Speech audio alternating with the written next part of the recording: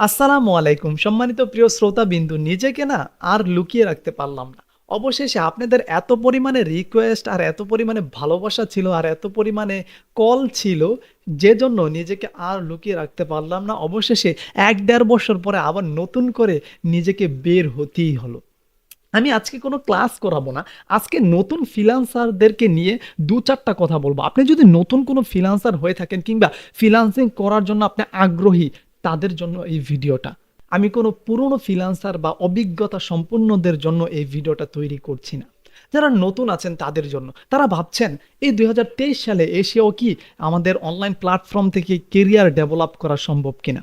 অবশ্যই সম্ভব। কিন্তু যদি আমার মতন যদি আপনাদের কোনো ফ্রড কিংবা স্ক্যামারের সাথে যদি সাক্ষাৎ হয়ে যায়, তাইলে কিন্তু সম্ভব হবে না।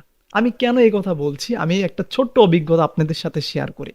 যখন আমি নতুন ফ্রিল্যান্সিং শুরু করি, দীর্ঘ কয়েক মাস যাওয়ার পরে আমার না কয়েকটা স্ক্যামারের সাথে পরিচিত হয়ে যায়। যেমন বাংলাদেশের কোনো স্ক্যামারের সাথে বলছি না, যারা কোর্স বিক্রি করছে কিংবা যারা ফ্রিল্যান্সিং নিজে জানে না অথচ মানুষকে শিখাচ্ছে, নিজে ক্লায়েন্টের সাথে কখনো কমিউনিকেশন করে না কিন্তু তারাই মানুষকে ফ্রিল্যান্সিং শিখাচ্ছে, তাদের কথা আমি বলবো না। আমি বলতেছি ইন্টারন্যাশনাল যারা স্ক্যামার, তাদের কথা আমি বলছি, যারা বাহিরের রাষ্ট্রের। যেমন আমি যখন নতুন ফ্রিল্যান্সিং শুরু করি তখন ভাবতেছি কি শিখলে তাড়াতাড়ি অনলাইন থেকে টাকা ইনকাম করা যায়। তো সেটা ভেবে সর্বপ্রথম তো এমএস ওয়ার্ডের কাজ সবাই শিখে। আমি এমএস ওয়ার্ডের কাজ শিখলাম এবং রাইটিংয়ের কাজটা আমি খুব ভালোভাবে শিখেছিলাম। তখন ফেসবুকে ডিজিটাল মার্কেটিং নামে কিংবা এখনও ফেসবুকে অনেক পরিমাণে গ্রুপ আছে যেগুলোতে অনেক মানুষ জব পোস্ট করে, I need a freelancer, I need a digital marketer, I need a graphics designer. আমার গ্রাফিক ডিজাইনের প্রয়োজন আছে, আমার এই সমস্ত ফ্রিল্যান্সারদেরকে প্রয়োজন আছে। তারা কি করে জানেন? তারা এগুলা কিন্তু ১০০ থেকে ৯০% পোস্ট হচ্ছে একদম মিথ্যুক। আমি না এরকম কোনো পোস্টের কবলে পড়ে গেছিলাম। একটা ফ্রিল্যান্সার কিংবা একটা ক্লায়েন্ট আমাকে নক দিয়েছিল, যে বলেছিল যে তোমাকে আমি মান্থলি না, আমার এই একটা প্রজেক্টের জন্য তোমাকে আমি $২,০০০ দিব, তুমি কি এটা করে দিবে? তখন আমি ভাবলাম, আরে কি বলে $২,০০০, বাংলাদেশি ২,০০,০০০ টাকা, এটা আমাকে দিবে এই ছোট্ট একটা কাজের জন্য? কাজটা ছিল হচ্ছে ১০০ পেজের কোনো একটা বইয়ের রাইটিং পিডিএফ সে ফাইল দিবে, সেটাকে রাইট করে দিয়ে দিতে হবে, লেখে সেটাকে দিয়ে দিতে হবে।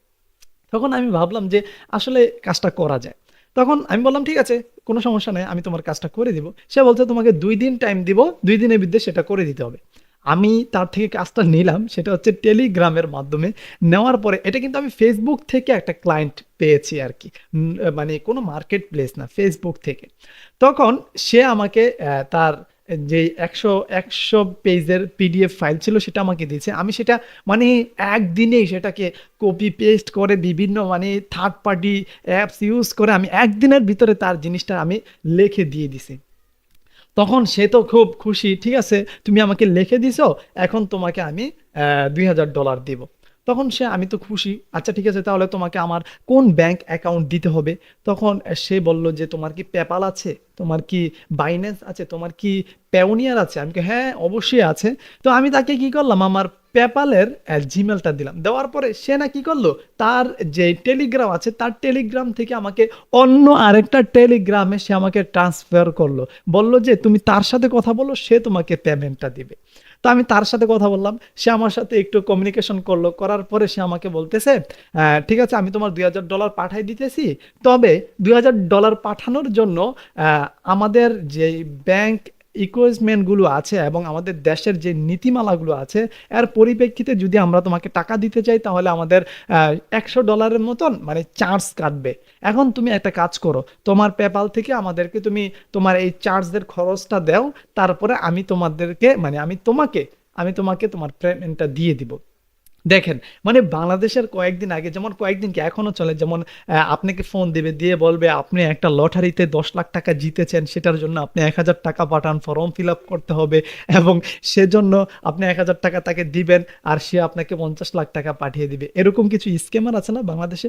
ঠিক সেম স্ক্যামারগুলো কিন্তু এই ফ্রিল্যান্সিং জগতে বাহিরের রাষ্ট্রের ক্লায়েন্টগুলো বাংলাদেশের ফ্রিল্যান্সারদের সাথে করে থাকে, যেটা আমার সাথে হয়েছে। আমি তো তখনই বুঝে ফেলেছি এটা নির্ঘাত কোনো এক স্ক্যামার তখন আমি অভিজ্ঞদের সাথে আলোচনা করেছি। তারা বলেছে, "ভাই আপনি এইগুলার ফক্করে পড়েছেন, তার মানে আপনি শেষ।" মানে আমি কি বলব যে যারা নতুন করে ফ্রিল্যান্সিং শুরু করতে চাচ্ছেন, দেখেন আপনারা শুরু করার আগেই যদি এরকম স্ক্যামারদের সাথে আপনাদের সাক্ষাৎ কিংবা এই সমস্ত ২ নাম্বার ফ্রডবাজ ক্লায়েন্টের সাথে যদি আপনাদের কমিউনিকেশন হয়, তাহলে কিন্তু আপনাদের লাইফ কিন্তু এইখানেই বরবাদ। আপনারা মনে করবেন, "ধুর অনলাইন প্ল্যাটফর্মে শুধু ২ নাম্বারই আর ২ নাম্বারই, এখানে মানে সত্যিকারের কোনো কাজ নেই।" আসলে ভাই এখানে সত্যিকারের অনেক পরিমাণে কাজ আছে।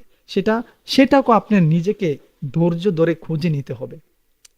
তারপর থেকে আমি বুঝে ফেলেছি এরকম, তারপর তো অনেক স্ক্যামার এসেছে, অনেক স্ক্যামার তার আরো কত স্ক্যামার আছে সেটার গল্প আমি এখন বলতে গেলে ভিডিওটা বড় হয়ে যাবে। তাই আমি বলব আপনাদেরকে, যারা নতুন করে ফ্রিল্যান্সিং শিখতে চাচ্ছেন, এবার সেটা গ্রাফিক্স ডিজাইন হোক কিংবা ডিজিটাল মার্কেটিং হোক কিংবা ওয়েব ডেভেলপার হোক, আপনি অবশ্যই শিখেন, স্কিল ডেভেলপ করেন আর হ্যাঁ, ধৈর্য ধরেন, তাহলেই আপনার সফলতা আসবে। তো আজকের ভিডিওটা এতটুকুই। ইনশাআল্লাহ নতুন কোনো টপিক নিয়ে, নতুন কোনো ক্লাস নিয়ে আবার নতুন একটা ভিডিও দিব। অবশ্যই সাথে থাকুন। আসসালামু আলাইকুম।